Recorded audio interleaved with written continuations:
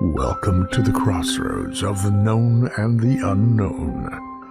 This is AJ Parr's Spiritual Journalist Podcast. Hello, beautiful people. Once again, we're going to be sharing an interesting story, this time with the Australian psychic medium and author, Barry Eaton. He wrote a book called Afterlife, Uncovering the Secrets of Life After Death. And he's going to share with us how he became a medium without even intending to. Come on, Barry, tell us your story. Yeah, I'd gone through a divorce. A couple of years later, I was given some spiritual messages saying there would be a special woman coming into my life. And she did. Her name was Judy. And we had an incredible soul connection. And when Judy passed after only 4 years together, I was absolutely shattered. But I'd started a radio program at that stage with Judy, and one of my guests was a well-known medium. So when Judy passed suddenly, I got a phone call from this lady called Ruth. And Ruth said, a couple of months after Judy had passed, would you like to speak to Judy? I said, well, yes, of course I would. But she's only been passed a little while. Can I connect with her? And she said, yes, you can. You've been given special permission. So I went along to the place where Ruth was living, and she said, come here and I'll connect you with Judy. So I arrived there, and there was Ruth standing on the doorstep, almost tapping her foot impatiently. She said, where are you? Where have you been? You're late. I said, oh, I'm terribly sorry. I must have got confused because I was still in a pretty deep grief at this stage about losing my soulmate. And so she said, yes, come on in. There's a whole bunch of people in there waiting to meet you. I thought, there's a bunch of people in there. I came here to see Judy. I didn't come to, what is this, some kind of audience thing or something? Anyway, I went in there and I walked in, and the house was quiet. I sort of looked around everywhere, and I thought, I couldn't see anybody. I couldn't see a soul. But it turned out the room was full of souls. My parents were there, relatives, past relatives, obviously. There was a whole lot of people, and Judy was there. This was just before Christmas on the year she died. And this was a kind of way that she'd organized a little gathering for me, almost as a Christmas celebration. So Judy and I connected, had a wonderful time. And then Ruth said at the end of it, Spirit has given you permission to be able to keep in connection with each other because you've got work to do. And she said, what we will do, I'd already been doing some automatic writing by this stage, not direct medium work, but this is a good start for anybody who's interested in becoming a medium. Just allow yourself to connect and start automatic writing, where you're writing things down and as it's coming to you. You're not trying to make sense of it. You write it down, then you read it back afterwards. And the more experience you get at that, you suddenly realize messages are coming through. Wow, how did that come through? Where did that come from? Well, it's coming from spirit. It's coming from people who are connecting with you in the world of spirit. So Judy and I were given this sort of encouragement to connect with each other and a little means of doing it, which we did. So after a while, the automatic writing gave way to more direct communication. And I started to then get thought messages and audio messages when I was connecting with Judy. And that was the beginning of my medium work, shall we say. This was back in 1997. So I started to really open up at that stage. And the more I did it, it's like anything else, whether you're becoming a medium or whether you're riding a bike or playing sport or whatever, the more you do, the more practice you have, the better you become. Some people will become better than others, obviously. And I was, I think, given a heck of a lot of help from the other side because I'd connected with my spirit guides by that stage. We all have spirit guides, but you probably just covered this many times on this program, AJ. So then Judy and I sort of stayed in contact with each other for several years.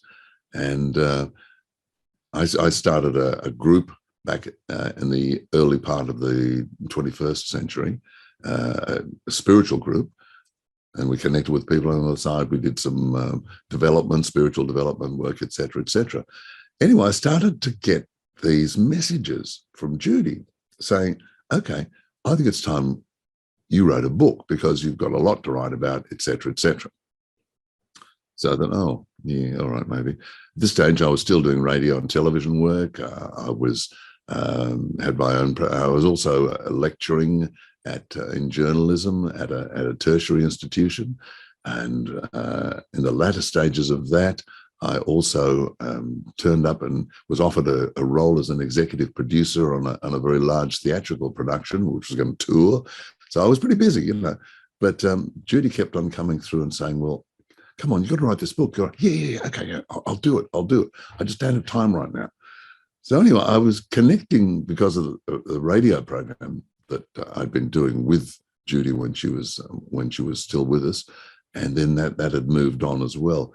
The original program was called Celestial Power, but I moved on to Out There. My son Matt came up with that idea. So then I called it Radio Out There. So then I started to connect through Radio Out There with all sorts of people and do all sorts of, I guess, work in interviewing people all around the world. And one of them was a medium in Canada. We suddenly got connected and we found out, we stayed connected. We found out that we'd had a past life together in the US Civil War, would you believe? And all the facts mounted up. So we went into this whole thing. Anyway, his name was Bob Murray, Robert Murray. I say was because Bob sadly passed a few years ago now. But I was talking to Bob one day and he said, hey, Barry, he said, I've got this girl. Do you know somebody on the other side called Judy? And I said, yes, because I hadn't told him about my partner, Judy, and how she'd passed over or whatever. We just hadn't talked about it. So I said, yeah, I know Judy on the other side. He said, well, she said to tell you, Barry, when are you going to write that book? So I thought, oh my God, I'm being nagged from spirit now. So I actually wrote a book.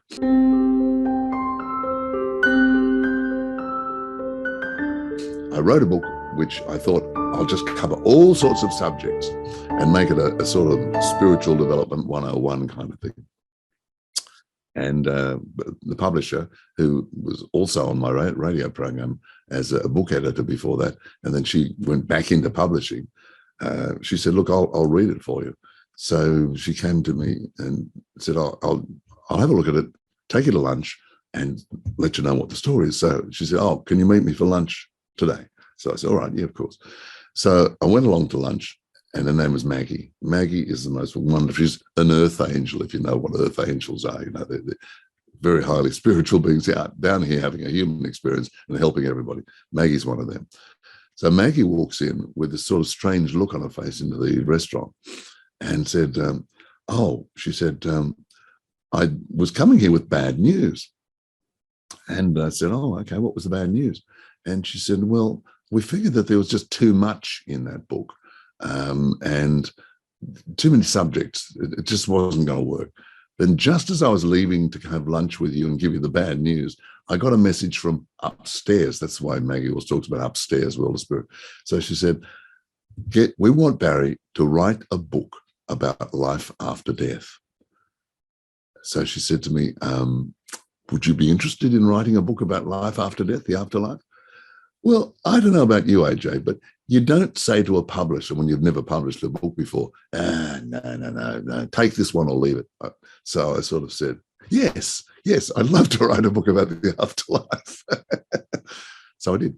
And Maggie helped me tremendously. And she did a first edit on it, then took it to, she was with a large publishing company here in Australia called Allen & Unwin, the biggest independent publishers in Australia. So it's not a bad way to kick off. So then a year or so later, my book here, which is called Afterlife, if I can hold it up somewhere. Oh, there it is. There. Yeah, right. There you are, Barry. Hello.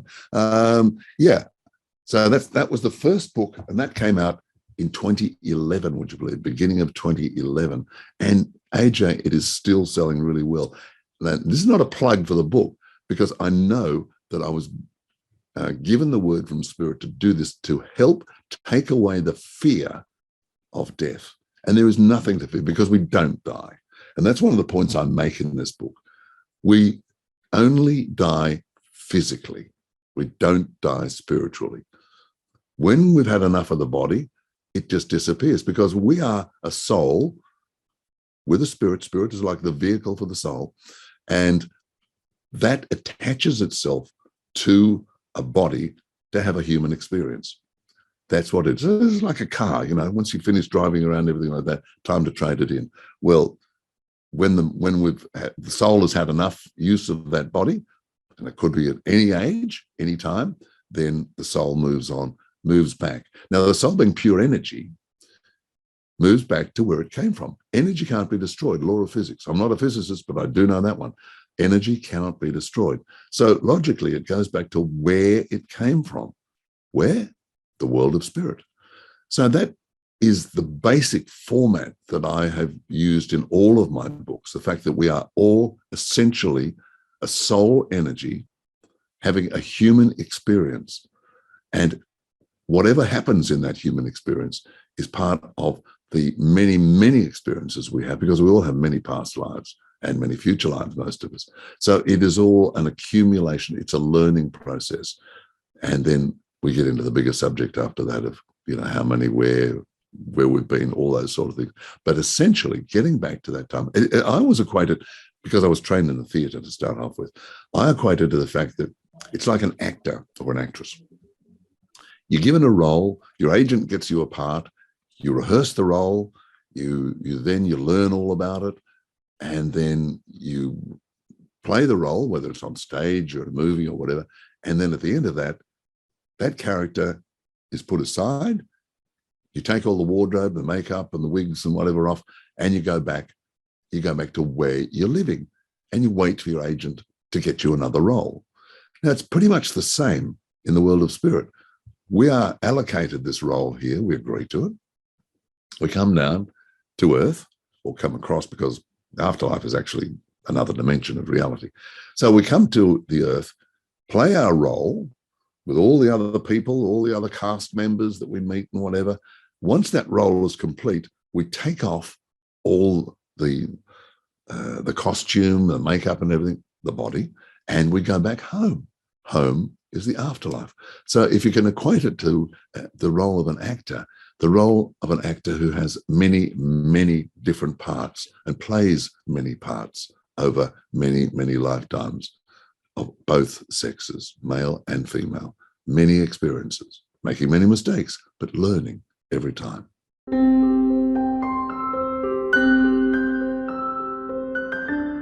The greatest lesson is that people are afraid of death, and that there are people like me that have been appointed to help them.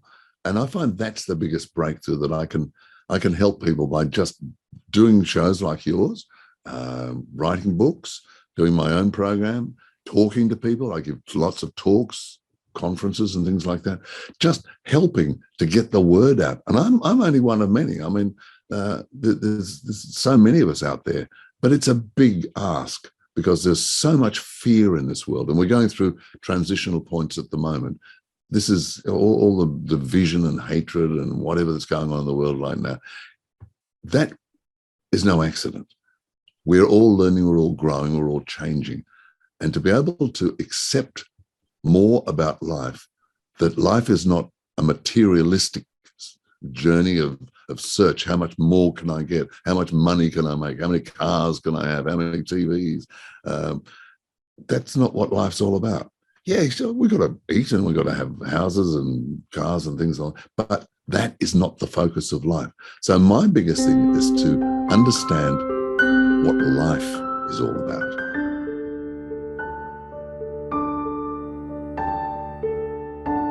We are one, but we're one all over the place. We have various levels that we've reached as far as our spiritual evolution is concerned.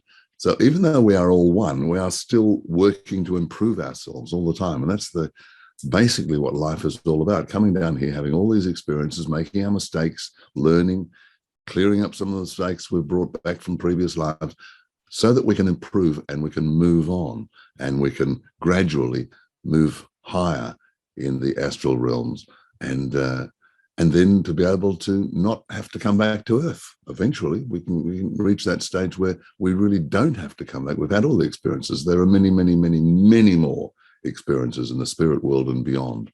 into many other worlds as well. So it's a vast question out there, AJ. It's something that, but I can't say that this is exactly what happens all across the afterlife world, because I've only been shown a certain amount, but enough to be able to reassure people that yes, we are part of a team, we are helped, we are looked after, we're not punished, we're not shoved into a boiling pit of tar and for the rest of eternity. So, all of that stuff, forget it. It's the main thing, to be able to help people. I do it from I have an online radio program called Radio Out There, radiooutthere.com, which can be picked up off my website or off various podcasts anywhere in the world. It's quite free. And I interview all sorts of people, have many, many different guests, like you do, AJ, and just helping spread the word and helping people to understand, because that is the brief that I've been given from the other side. Help take the fear of death away. Well, that's a starting point. That's a platform. But there are many other things you can do on that. But I'm also a qualified astrologer, and I did that sort of about 30 odd years ago. That helps a lot, so I can help people with counseling and things. I also have worked as a psychic, and I do my medium things. I've trained as a medium as well. So I'm helping people here. I'm also writing. I'm still doing other sort of, I've got my finger in lots of different pies, AJ. Let's put it that way. This has been the AJ Parr Spiritual Journalist Podcast. Please like, share, and subscribe.